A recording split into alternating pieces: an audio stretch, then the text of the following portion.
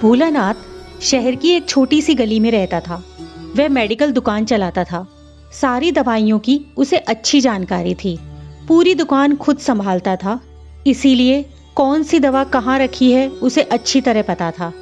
वो पूरी ईमानदारी से अपना काम करता था। ग्राहकों को सही दवा सही दाम पर देता था। सब कुछ अच्छा होने के बाद भी भोलानाथ नास्तिक था।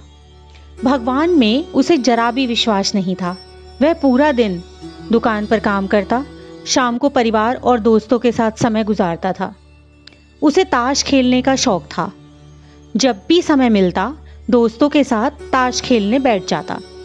एक दिन वह दुकान पर था, तभी कुछ दोस्त आए और तभी भारी बारिश भी शुरू हो गई थी।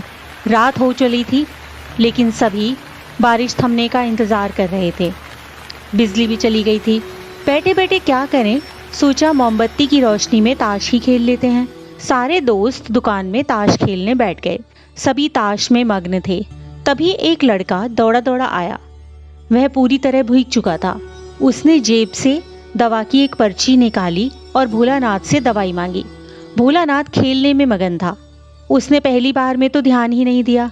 तभी लड़के ने जोर से आवाज़ देते हुए कहा, मेरी माँ बहुत बीमार है। सारी दवा की दुकानें बंद हो चुकी हैं।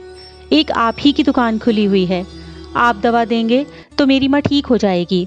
भोलानाथ आधे अधूरे मन से उठा, पर्ची देखी और अंदाज से एक दवा की शीशी उठाकर उसे दे दी। पैसे काटकर लड़के को वापस दिए। लड़का भागते हुए चला गया। तभी बारिश भी थम गई थी। भोलानाथ के दोस्त चले गए और भोलानाथ भी दुकान बंद करने लगा।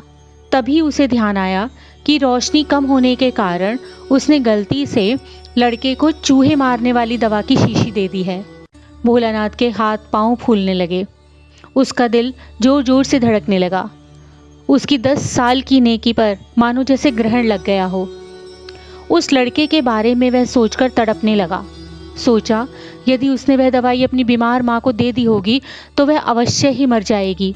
लड़का भी बहुत छोटा होने के कारण उस दवाई को तो पढ़ना भी नहीं जानता होगा। एक पल वह अपनी भूल को कोसने लगा और ताश खेलने की अपनी आदत को छोड़ने का निश्चय कर लिया। पर यह बात तो बाद की बात देखी जाएगी। अब क्या किया जाए? उस लड़के का पता ठिकाना भी तो वह नहीं जानता था।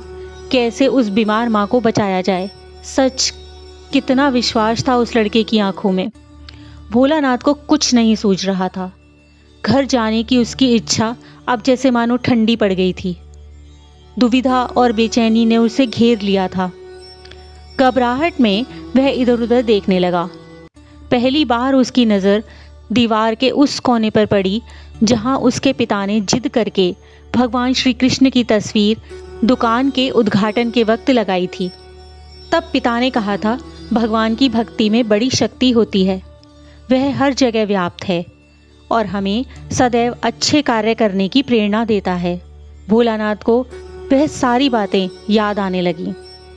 आज उसने इस अद्भुत शक्ति को आजमाना चाहा।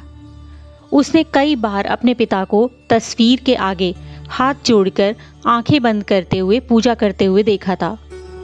उसने भी आज पहली बार कमरे के उस कोने में रखी हुई धूल भरी कृष्ण की तस्वीर को देखा और आंखें बंद करके दोनों हाथों को जोड़कर वहीं खड़ा हो गया। थोड़ी देर के बाद वह लड़का दुकान में भागता हुआ आया। भोलानाथ के जैसे पसीने छूटने लगे। वह बहुत अधीर हो उठा। पसीना पहुँचते हुए उसने कहा, क्या बात है बेटा, तुम्हें क्या चाहिए? लड़के की आंखों में पानी छलकने लगा। उसने रुकते रुकते कहा, बाबूजी, बाबूजी, माँ को बचाने के लिए मैं जो दवाई की शीशी आपसे लेकर गया था, मैं भागता हुआ जा रहा था। घर के करीब भी पहुँच गया था। बारिश की वजह से आंगन में पानी भरा था और मेरा पैर फिसल गया। दवाई की शीशी गिरकर टूट गई। क्या आप मुझे वही दवाई की दूसरी शीशी दे सकते हैं बाबूजी? लड़के ने उदास होते हुए पूछा। हाँ हाँ, क्यों नहीं, भोलानाथ ने राहत की सांस लेते हुए कहा, लो यह दवाई। पर उस लड़के ने दवाई की शीशी लेते हुए कहा, पर मेरे पास पैसे नहीं हैं बाबूजी। भोलानाथ को उस पर दया आ गई। कोई बात नहीं, तुम ये दवाई ले जाओ और अपनी माँ को बचाओ। जाओ जल्दी करो, और हाँ, अब की बार जरा संभल कर जाना। लड़का अच्छा बाबूजी कहता हुआ खुशी से उछल पड़ा। अब भोलानाथ की जान में जान आई और उसने भगवान की तस्वीर को देखते हुए, उनका धन्यवाद देते हुए अपने हाथों से उस धूल भरे तस्वीर को लेकर अपनी छाती से पहुंचने लगा और सीने से लगा लिया।